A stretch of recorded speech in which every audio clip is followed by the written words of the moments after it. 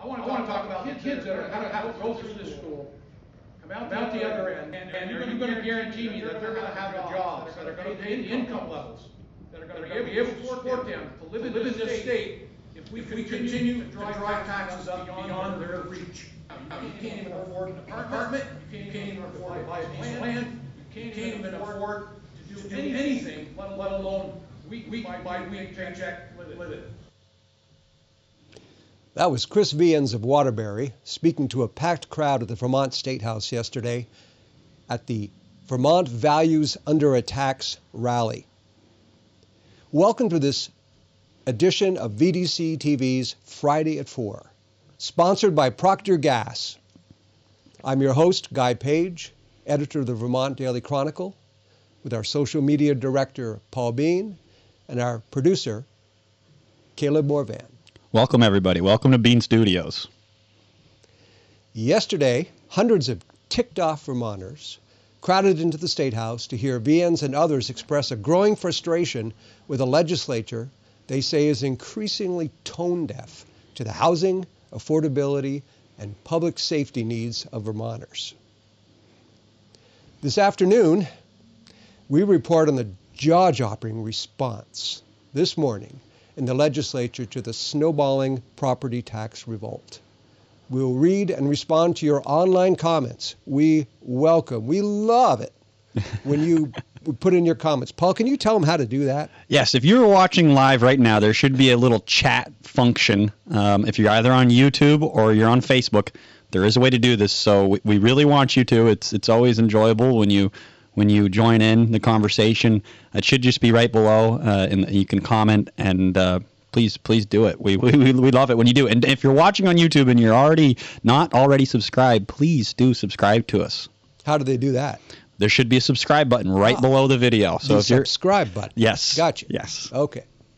So, and also, if we have time, we'll show video of LGBTQ activist protesters harassing peaceful Christian worshipers on the State House lawn. But first, my monologue on Vermont's hero cops and the media that does or doesn't cover them. If you saw our Wednesday edition of Friday at 4, you may have noticed some production problems, which we fixed. So here it is now, right before our top news. As a Vermont state trooper, Michelle Archer earns $83,000 a year. That's pretty good money. Maybe enough to buy a medium-priced single-family home in Vermont, now price tagged at, get this, $394,000. With a $78,000, 20% down payment, a 30-year mortgage plus property taxes will run about $2,600 a month, and that's more than a third of her take-home pay. Now, I don't know if Trooper Archer has someone to share living expenses with or whether she owns a home. My point is that our state police deserve real support from the people that they're paid to protect and serve. And in the case of Trooper Archer, recognition has been lacking from one very important quarter, Vermont's largest news organization. VT Digger has 23 news reporters, photographers, and editors. It's by far the best staffed news organization in Vermont. Its coverage of the big stories, like the eclipse and the flood and the EB5 scandal, is deep, broad, and unsurpassed. I really am an admirer of Digger. Digger also covers the state police. So let a state trooper lift a necklace from an evidence locker or knock a disturbed person off a roof with a beanbag gun, and VT Digger is all over it. And it will also cover some straightforward crime stories. But what Digger hasn't done, twice now this year, is recognize state troopers who risked their lives to save Vermonters from imminent death by drowning or exposure. Chronicle readers may recall when Archer's body camera footage went viral. In that incident, Archer was called to a Cambridge home after a young girl had fallen into an icy pond. The body camera footage shows Archer's plunge into the water, drag the girl to safety before handing her off to another state trooper for transportation to an area hospital. The young girl has since made a full recovery. Vermont News First reporter Mike Donahue got the story and the video. So did News 5 and WCAX and other news media. But from Digger, crickets. So what happened? We asked Digger. They're not saying. Maybe they just whiffed. Maybe they figured everyone else was covering the story. Their coverage would just be overkill. If so, I wouldn't blame them. This happens at VDC all the time. But whatever the reason, it seems like a strange omission. And now it's happened again. Last weekend, a canoeist capsized in the icy waters of a Northeast Kingdom lake. He was rescued by a state trooper who stayed with him in the water and by another trooper who climbed into a pedal boat, one of those little toy touristy things, into a pedal boat to retrieve him. So why does this matter?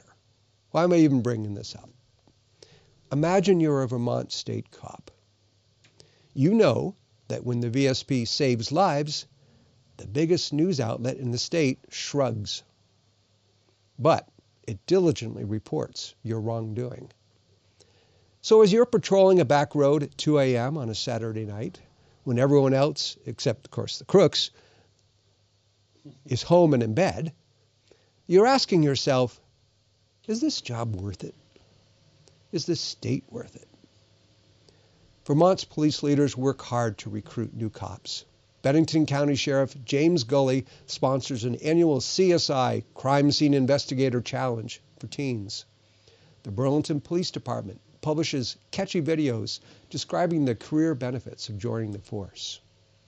The rest of us, we just want good cops here. Let's all try harder to support them. And speaking of support, if you're watching this and you support the Vermont Daily Chronicle, thank you. Woohoo! This equipment you see, you paid for it. When I say we couldn't do the Vermont Daily Chronicle without you, it's absolutely true. When you contribute your $108 a year or $9 a month, you join a team of people who believe that there's another side of the news. Isn't that what that says? Yes. Another side of the news worth telling. So thank you. And thank you, too, to our first ever sponsor of VDCTV's Friday at 4, Procter Gas. Procter Gas is a family-owned and operated business serving Addison, Rutland, Bennington, and Windsor counties. It was founded back in the spring of 1966 when Mach Taranovich, the son of immigrants, bought the propane and appliance side of Procter Coal Company with his wife, young son, and only 2 employees. Mach set off to provide the best propane sales, installation, and service in the greater Procter area. And that's just what he did. Well, over 50 years later, Procter Gas is still a family-owned and operated business. Judy Taranovich is president and owner, a position she filled after the sudden death of her husband, Jimmy Taranovich, 7 years ago. Despite being fairly uninvolved with the gas company while her husband was alive, since making the transition to president, Taranovich has grown the business based on some of the initiatives her husband started at the company, as well as some of her own. Procter Gas, serving Addison, Rutland, Bennington, and Windsor counties, offering 24-hour, quintessential, safe, reliable propane services. Call them at 802-459-3340. And now to our lead story. The legislature strikes back at the property tax revolt. Yesterday, hundreds of Vermonters packed into the Vermont State House to protest increased taxation. 4 days from now, next Tuesday, another Super Tuesday, another 11 school districts will vote on revised school budgets, already turned down at town meeting by voters unhappy about a proposed statewide 20% property tax increase. At last count, 33 school districts in Vermont, an unprecedented number, voted down budgets at town meeting. To date, 13 of the 15 revised budgets have been rejected. So the beat goes on. And so the House of Representatives this week passed, without the support of a single Republican, by the way, House Bill 877. It would cut property taxes 15 to 18%, create 2 new taxes, brand new forms of taxation, but would not cut spending. That bill's now in the Senate, but clearly the House Ways and Means Committee, which passed out that bill, is very worried about the growing trend of voters saying no and no again to school budgets. So this morning, they took action. Well, what did they do, you ask? Did they promise to reduce school spending for the coming year? No. In fact, someone said that would be a, quote, pretty big lift this late in the session. Who said that? One of the legislators. I'm really not sure which one it was, but I remember hearing that. I was listening to it this morning, and I thought, well, I can think of $30 million right off that they could just go and cut out, but okay. But then I'm not on the committee, am I? No, you are not, Guy. Right, that's right. Just a mere reporter. Yeah. So did they at least promise to revisit some of the cost containment ideas that were there in the earlier drafts of H.877? Nope. That didn't come up either. Instead, they're thinking about taking the school budget decision away from the voters and giving it to the school boards. You heard right. This is the solution. If taxpayers won't say yes to a budget, they don't get to make that decision anymore. They're given, it's like baseball, given 3 strikes and you're out. In the Ways and Means proposal, 3 no votes on a school budget, and taxpayer, you're out. No more votes for you. You get the Seinfeld reference at all? Oh, there? of course. Oh, very good. Come on. They played reruns of Seinfeld on TBS until I was like, I bet they still do. Reruns. Yeah. Brother. Okay. So, actually, now is probably not a bad time to take a break. I don't know if anyone has commented yet. Oh, yes. We've had some comments. Oh, well. First of all, Sean Tatro writes, "You need me on your show. Talk to Wendy Wilton. She knows me."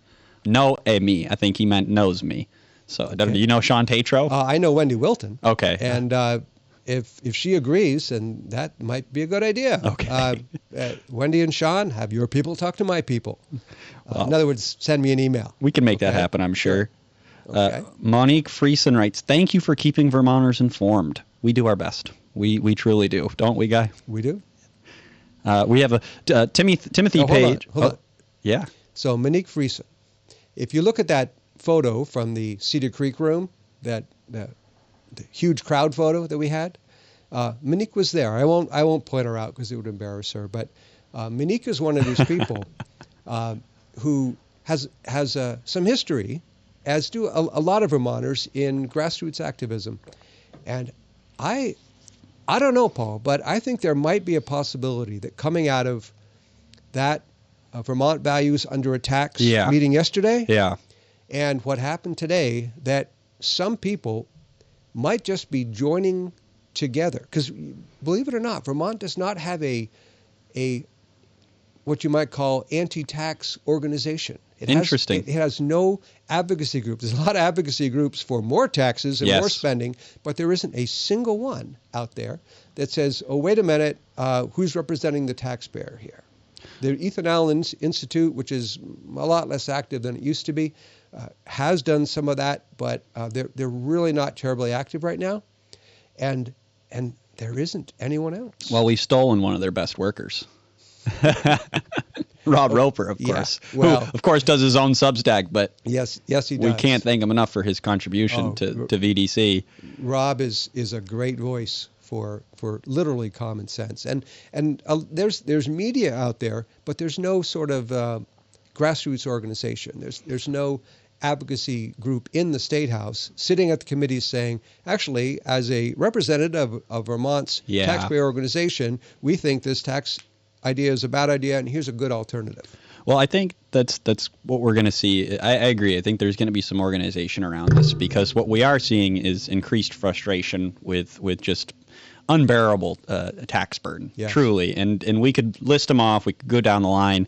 But people are feeling very frustrated, and they're getting pushed to their financial ends. Yes. And when you push somebody to the end of their financial rope, they get desperate. Mm-hmm. And I mean, I would hate to think that, and I don't think that anything bad could happen per se. However, I do think that people are being pushed to take action in ways that they never have before. Right. And I think that's what we saw yesterday. I mean, I spoke to quite a few people that were there, including some of the organizers, and they're saying the same thing that I just said. It's great to see so many people there. I think that there's a lot more people that would have liked to have been there if they had known about it, which a lot of people did not know about it. And even when we posted about it, a lot of people had no idea what it was about. So I did have to do some clarification. And then B, I think if people could take the time off from work to get there, if they have time in advance to know, Right. they would be there. So where are you going with this? Do you think there might be another? Well, I think there might be another one, and I think that there might already be some organizations trying to throw this together. I think there's some people that have already floated some ideas, and I'm glad, because it's still April and the end of session is coming up, but we have time to send a pretty serious message. Well, if people want to send a pretty serious message, they have time to make that happen, and we intend to report on it, right? I mean, I think there's a lot of us that would like to see that. And full disclosure, I would like to see that. So People work together in coalition. In other words, if you will support me in my issue, my tax and spending control issue, I'll support you in yours. Yes. And I'll tell my people about your issue, and you'll tell your people about my issue, and everyone will have the information of the legislators, whether other candidates are running, perhaps. I wouldn't be surprised if some of the people we've already seen on VDC today in some of those videos, if they end up running for office.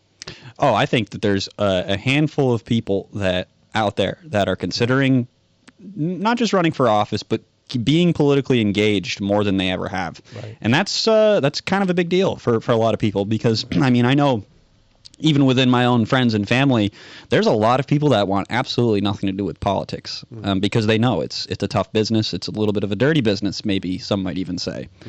But if they're being pushed to that point, and just people that you would never expect to be, that's a pretty big deal. Right. We do have some comments.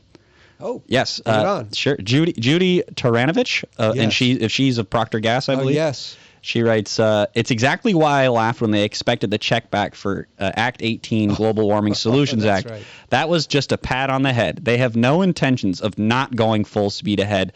This legislature has no finish line. Wow. Well, that's the big question, right? I said this yesterday in a tweet. It was like, they're coming they're coming at all angles, right? Yeah. Even your hunting rights, they're trying to take away. And I think that's right. the big thing that's pushed a lot of people over the edge. Oh, definitely. Yeah, a lot of people in the State House yesterday where people were very concerned about hunting.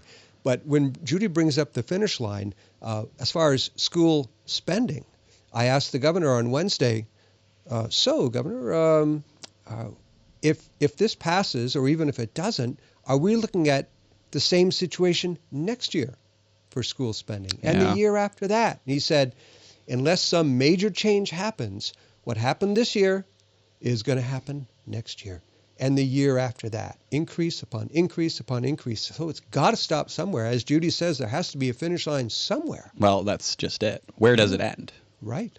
I mean, and I think Allison Despathy was one of the speakers yesterday, and she was talking about just the list of ways that these incremental taxes are going to just constantly go up and up and up, and there's a list of them, And I think somebody asked the governor recently in a press conference. Maybe it was me. I think it was you. Yes, yeah. And I'm still waiting. I'm waiting for the governor's press people to send me that list. I'm sure they will. I'm sure they will too.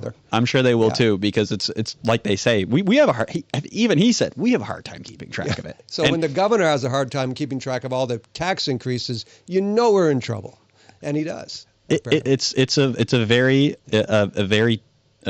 troubling thing when the right. governor is having a hard time. And I don't think that's a knock on them. I think it's a reality. It's just a reality. So I'm going to go back for a minute, and then we'll take a few more comments to how the Ways and Means Committee explained what it was that they're trying to do. Well, they said, once you voted the school budget down 3 times, and this is just a plan. This isn't like written in stone. This is just an idea that they're throwing out there.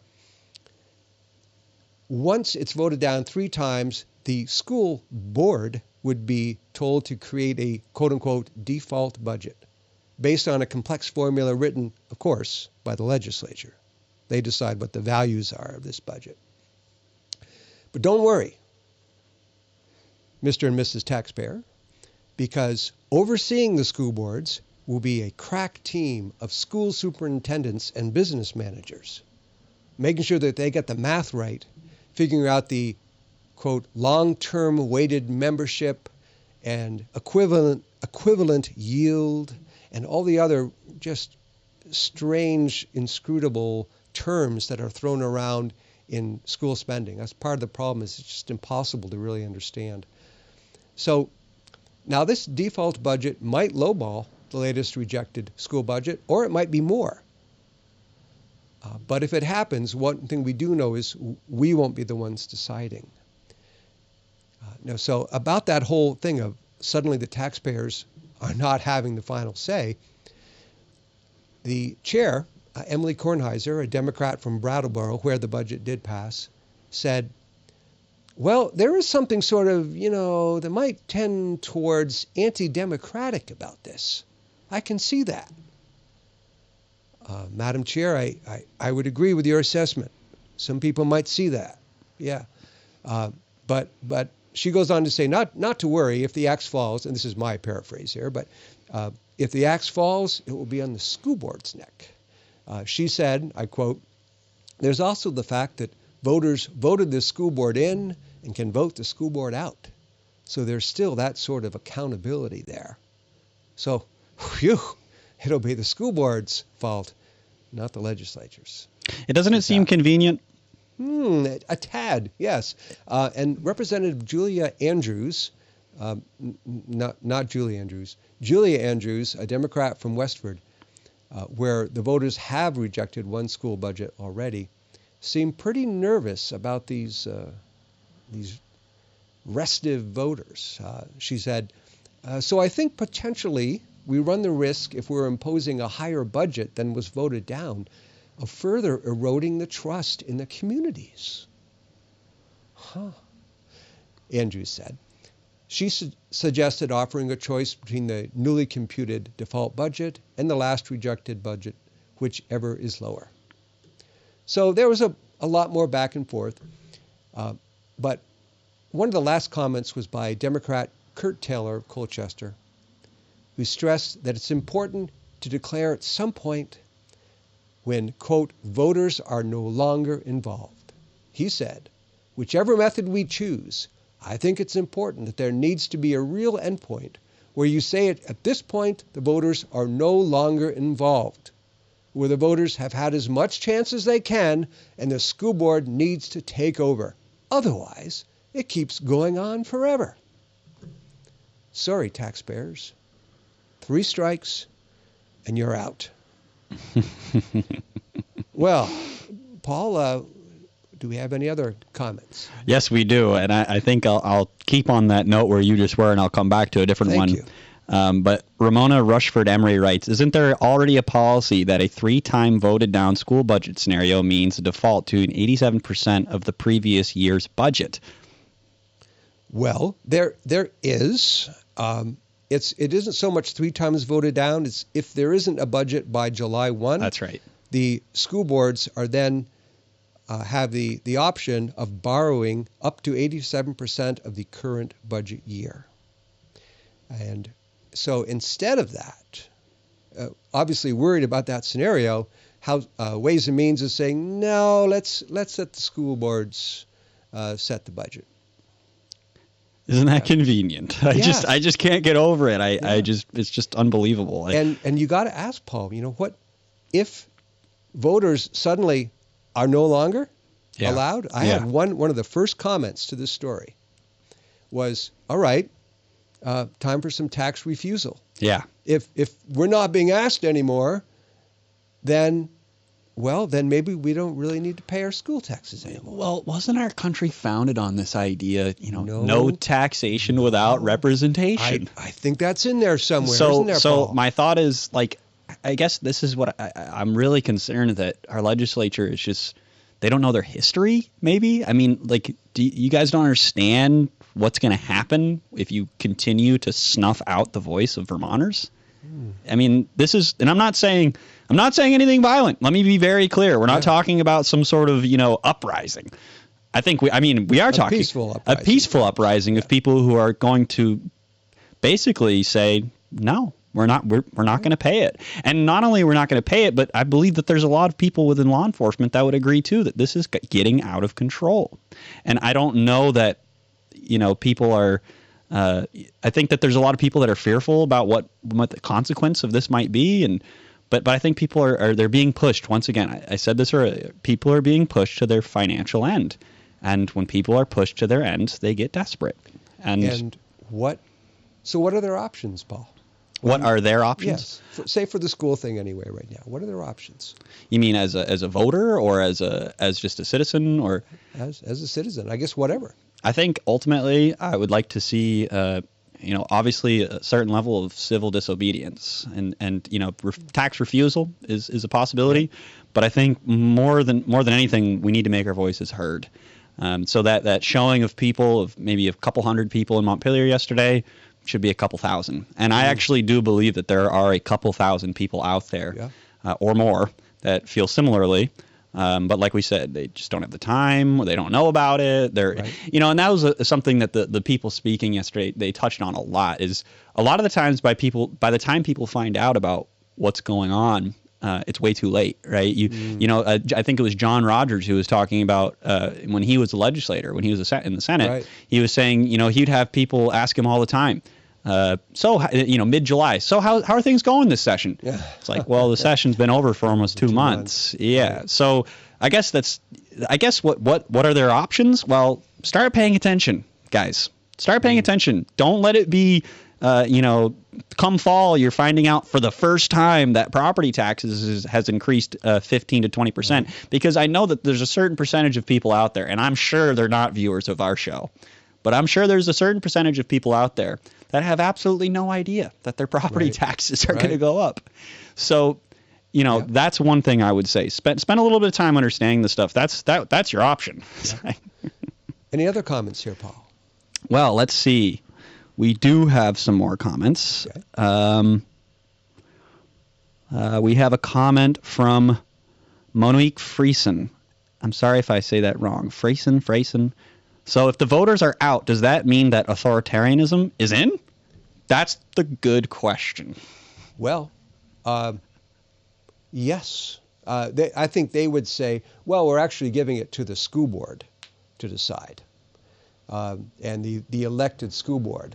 But really, it's what used to be our decision is now being taken away.